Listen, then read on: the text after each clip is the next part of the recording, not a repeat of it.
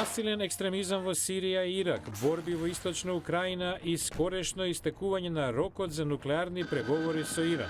Ова се некои од прашањата за кои што американскиот државен секретар Џон Кери и рускиот председател Владимир Путин се сретнаа да разговараат во Сочи, оставајќи ги настрана разликите и барајќи начин да соработуваат на глобалните проблеми. Од Женевското комунике за Сирија до отстранувањето на сириското хемиско оружје, видовме што се случува кога Русија и САД соработуваат.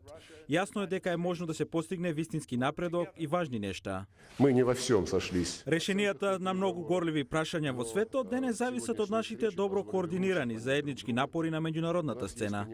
Заедно положија венец во чест на советските жртви во Втората светска војна. Подсетник, како што рече Кери, за тоа колку обете нации жртвуваа за да го направат светот побезбеден. Ги акцентира областите на заеднички интерес, како спротивставувањето на екстремистички организации од типот на Исламската држава во Ирак и Сирија. Но и натаму се разидуваат околу руската анексија на Крим и поддршката за проруските сепаратисти во Источна Украина.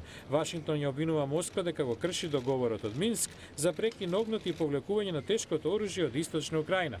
Се разидуваат и за руската поддршка на режимот на Асад во Сирија. САД ги поддржуваат умерените групации и се залагаат за политичка транзиција. Русија и САД може да соработуваат, дециден аналитичарот Стивен Пайфер од институцијата Брукингс. Многу пати порано Вашингтон и Москва се разидуваа по едни прашања, но сепак можеа да соработуваат на други за кои што им се поклопуваа интересите.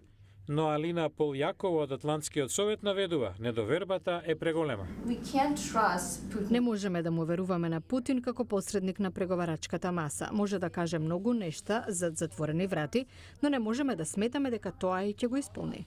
Дипломатите велат дека планираат нови средби за да најдат начин како да се справат со главните кризи во светот.